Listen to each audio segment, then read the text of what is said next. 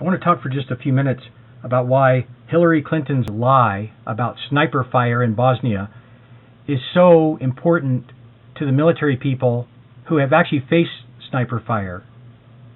She told the lie December 29th of 07, February 29th of 08, and March 17th of 08. One time, perhaps a misspeak or a misremembrance. 3 times, no. Here's some soldiers actually taking sniper fire.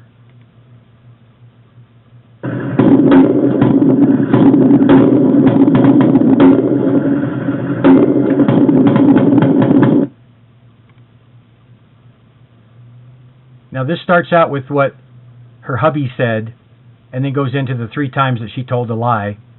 There was a lot of fulminating because Hillary one time late at night when she was exhausted misstated and immediately apologized for it what happened to her in Bosnia in 1995. Did y'all see all that? All they blew it up, and you would have thought, you know, that she'd robbed the bank the way they all carried on about this. And some of them, when they're 60, they'll forget something when they're tired at 11 o'clock at night. All right. First of all, it was 1996 rather than 95, which is a much different time frame in Bosnia. There was no immediate explanation or apology. It took at least a week. And it didn't happen late at night just once. In fact, the first time we can find was back in December. Let's watch.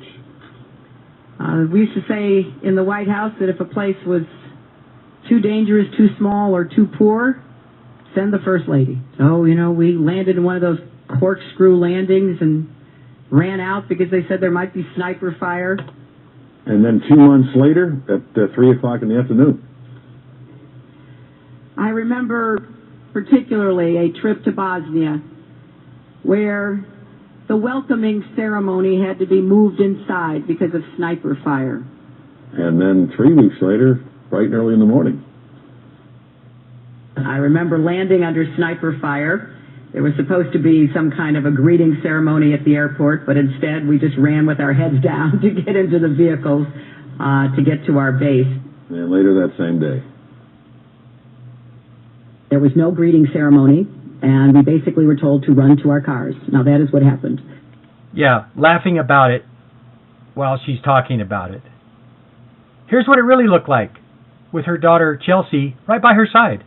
Lady Hillary Clinton is in Bosnia this morning, touring U.S. bases and visiting American troops on the front lines of the peacekeeping mission. Mrs. Clinton's first stop is Tuzla, headquarters for the U.S. operation. Cheryl Atkinson is traveling with Mrs. Clinton. Bosnia's acting president greeted Hillary Clinton and her daughter Chelsea in Tuzla this morning. Yes. So did an 8-year-old Bosnian girl who was 4 when the civil war broke out in her country and says she can't remember a time before it.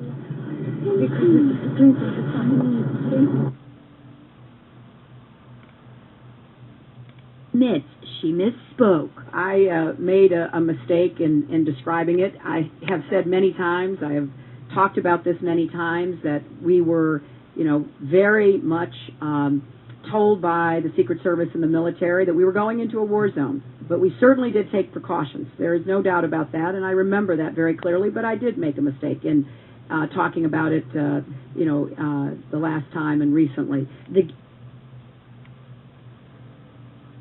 And then, if that's not bad enough, she went on national TV, and here's what she said. It is so great to be here. You know, I was worried I wasn't going to make it. Oh. Yeah, I was pinned down by sniper fire. Really? Right out there. Now, to me, that's not funny. But to the families who lost people to sniper fire, they should be really pissed off right now. Here's a citation for a Silver Star Medal won by John McKenna posthumously.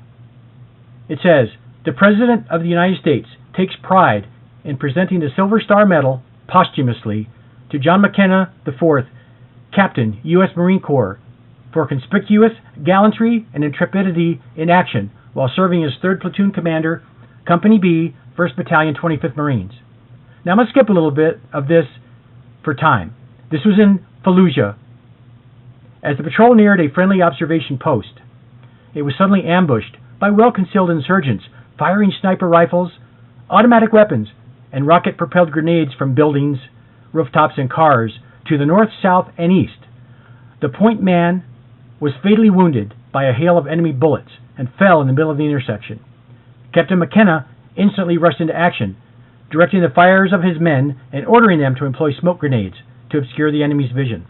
Ignoring the imminent peril from the heavy incoming fire, Captain McKenna ran into the intersection in an effort to save his downed Marine. Completely exposed to the enemy fire, he calmly knelt next to the stricken Marine to assess his condition. As he began to drag the Marine to a covered position, Captain McKenna was hit by enemy fire and mortally wounded.